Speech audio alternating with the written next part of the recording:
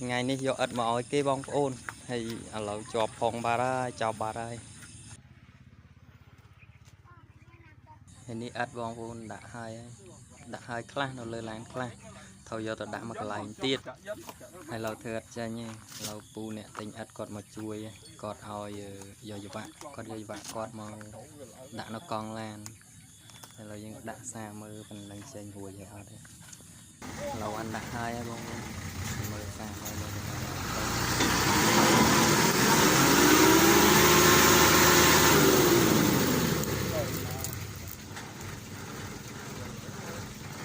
khai mình khai là mình tí nó khai tự mơ vì nó sụp hộp ăn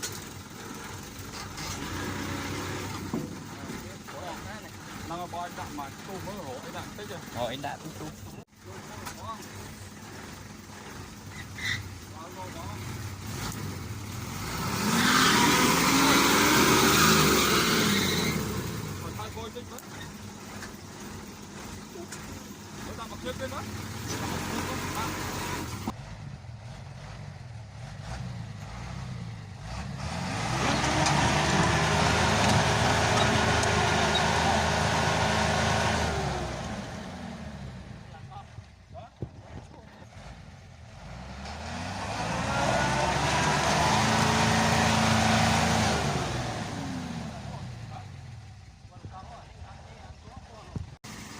chặt ra bong ôn ơi lo sạm đó tiên mới ruồi ruồi